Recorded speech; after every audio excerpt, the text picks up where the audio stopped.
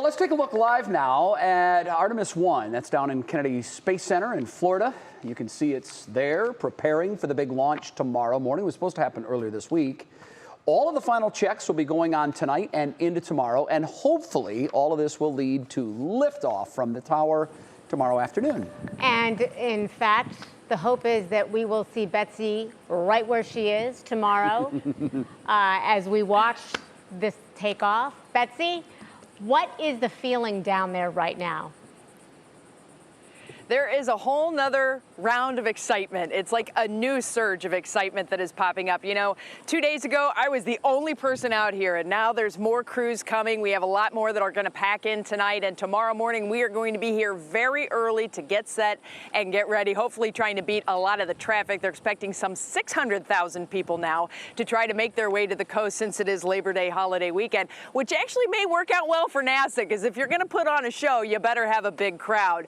Now, Monday morning's first attempt to launch this Artemis rocket was scrubbed due to a host of technical issues that popped up. Get this, there are 489 items in the launch commit criteria. That is the checklist they have to go through in a 45-hour period in order to allow that rocket to go off.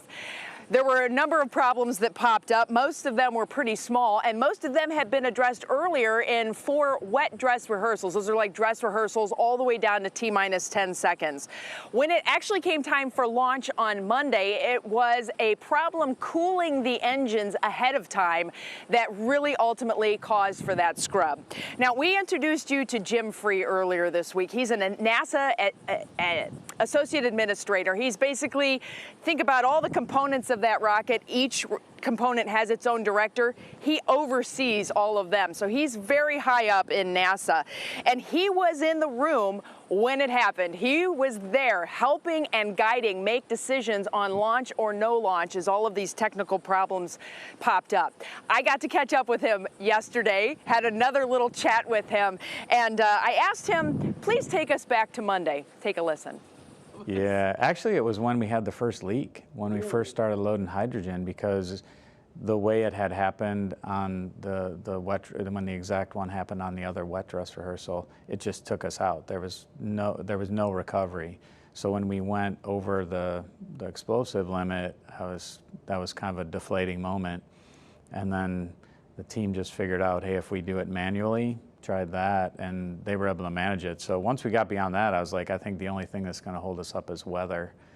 And then the engine temperature thing came up, and it was a strange anomaly. And so yeah, I think about an hour into that, I was like, yeah, this is probably not good. So the purge line is provided by the core stage, by the rocket, to the engines. So 2 separate teams. So the temperature that we were seeing is coming from the core stage. So they're jumping in, and the engine people then kind of jump in and say, hey, what else can we use to tell if we're really getting the purge to the engine? But the core stage folks were the primary one. But the engine folks, we had a meeting late last night, in talking with both groups. But those are the 2 that then have to start to work together, is what's the real temperature that we see. Because we cannot start the engines if they're not cold enough. Otherwise we'll damage one of the parts, and then it's a really bad day.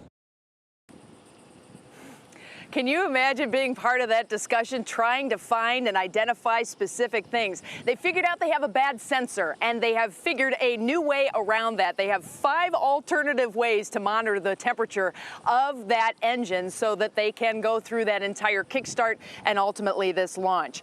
The other issues that popped up, the weather issue, that was earlier in the morning, and that was then fixed. They had an hour-long delay during their procedures and tanking, fueling the rocket, and then And you probably heard the word explosive. That got my attention too. That was the hydrogen leak. They replaced some gaskets, some flanges, and kind of fixed things up a little bit, and they believe that they have that completely fixed up now. So the clock was reset. The big countdown clock was reset. We are counting down now to 2:17 tomorrow afternoon. A couple important times to look forward to. 4:45 in the morning is the meeting on go or no go for fueling. 5:30 will be the tanking. That's when they'll start filling the rocket up. 8 a.m., that's when they'll do that cooling procedure to get the engines ready. So we're going to be watching that closely. And if all goes well, they're going to lift off on a historic 37-day mission now. They've adjusted the time a little bit around the moon. Now, weather-wise, we've had some thunderstorms today, but a lot of those thunderstorms are associated with a wave of energy that is expected to move a little bit farther to the north.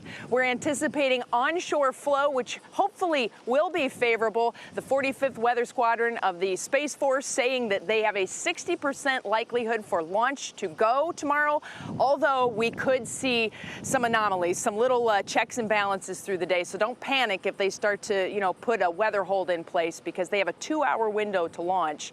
So it's weather, it's technical problems, it's a whole lot of different things that have to line up perfectly in order for this thing to go off at 2:17. All Jay right, and Christy. Betsy, thank you very much. We're all waiting and hope we have a perfect and clean launch.